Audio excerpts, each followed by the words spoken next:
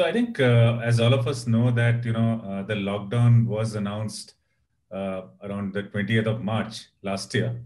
But what has happened is, being a global company, we had seen the pandemic actually playing out in Greater China and that part of the world initially, and we had really started thinking in terms of what we were doing there. So we're trying to support that market with masks and trying to send them stuff from all across the world. And slowly they started to develop a sort of a playbook. So what happened was, when the pandemic really hit India, and we had to really go into a hard lockdown. It was pretty much around 3 months, right through to end of May. And we actually had internally started working on various action plans across the board. So whether it was the health and safety of employees, or working on a sort of a document in terms of SOP, in terms of what we need to do, and how to keep our employees safe. We had started working on all of that, as so that we are prepared as to when the stores open, what we could be doing to really bring back the business and really get the business off the ground and get it running. So multiple aspects. One was to obviously health and safety. Second was basically seeing what we need to do to really dial up our digital transformation process, and really double down and really hard pivot on e-commerce. And that is something we did extremely well, and we made some bold moves. So we actually, during the lockdown, we made a bold move to move our inventory from the locked stores across the country where the movement was restricted. And the team came together to basically say that we will make this massive thing to move inventory across more than 180 cities, and get it back to the warehouse, and basically dispatch it to all our key partners. And that operation was what we called a Project Unlock.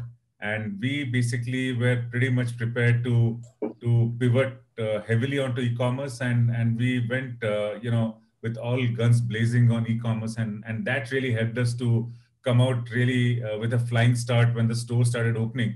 It also, what it did was, it helped us really get in fresh merchandise into the stores, because we had moved the inventory from brick and mortar to e-commerce, and they were selling amazingly well. I think all the four partners, and especially our vertical e-commerce partners like Myntra and Ajio, were doing extremely well, and so were Flipkart and Amazon.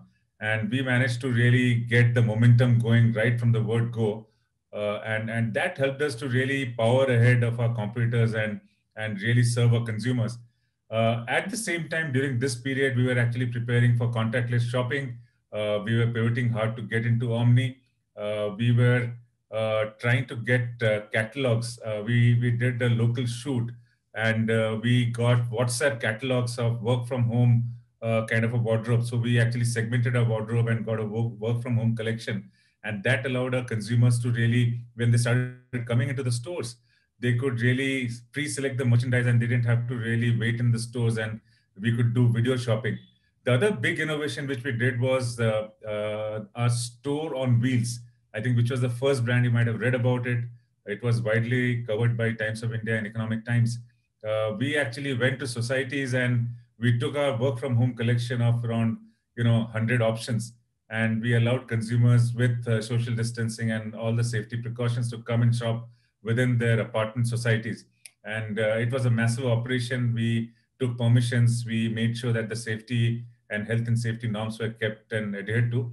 And so those are some of the things we really did. And ultimately, when the market started opening up, we basically were completely ready and prepared with new and fresh merchandise. And we were actually able to serve our consumers at the stores with a completely new assortment, and a completely new look. And we launched some new collections. So we did two things. One, we had a collaboration with Royal Enfield. People are wanting to really go out and step out. So that collaboration with Royal Enfield did extremely well. We also did something, which was really lightning fast. We had a tie-up with a collective of artists from the US. It's called Amplifier. And we actually collaborated to do a COVID-led collection, which was a positive messaging to our consumers, and t-shirt and sweatshirt line, which again did very well. So while we were doing all the regular stuff in terms of all the SOPs and operations and health and safety. We also managed to pivot heavily to digital. We managed to collaborate and launch new collections. We actually pushed forward our innovative lines, which were already there. And those lines were in terms of two-way stretch. You could actually, use them as work from home, very, very comfortable fit. So all of those came in all together. And that allowed us to really emerge stronger after the pandemic. And of course, there are other things in terms of how we were actually partnering with our vendors and partners. We made sure that the payments were made on time. We did not cancel any orders. We actually repurposed some of the fabrics which were left over into the H121 line. So we did all that and led with the Levi's values of protecting our partners, our vendors, and making sure that nobody suffered during the pandemic.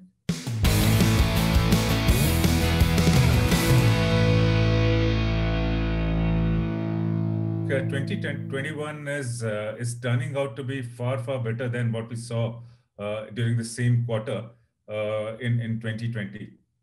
So I think I've always maintained that you cannot suddenly become stronger or faster or more agile or more digitally savvy, right?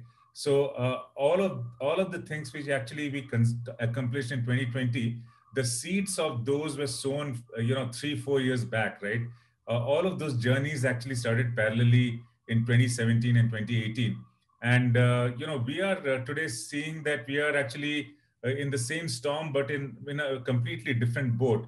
And we are actually emerging very strong, because all the actions which we took over the last couple of years, and more so in 2020, is setting us up for a massive amount of success as we're getting into 2021. So I'll give an example. One of the things which we did was, really put all our energy and effort and dollars behind e-commerce. And we have been already growing at a very high double-digit and triple-digit rate in the last 2-3 years, but that really further accelerated by 3x or 4x as we went into the last quarter, and the Diwali quarter was really outstanding for us given the context. It was not as good as 2019, of course, but we were very close to getting to 2019 levels.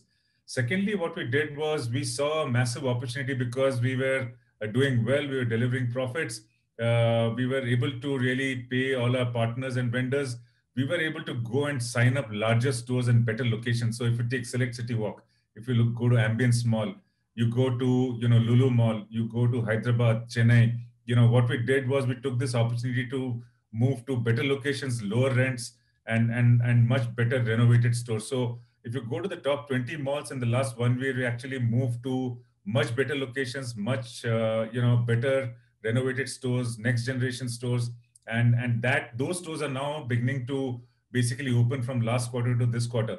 So the way we are emerging, it seems like it is getting to be one of the best years we have seen as yet in the last decade. And all the actions on e-commerce, all the actions, you're seeing that no other brand is doing this level of a massive campaign what we launched with Deepika. So all of that is coming together, better consumer experience, better digital experience, better stores, better assortment, a massive campaign. So you can see that if you look at sort of a 360-degree view, Levi's, I think, is emerging far stronger into 2021, and we are hopeful that as we power into the rest of the year, I think things are only going to get from much better.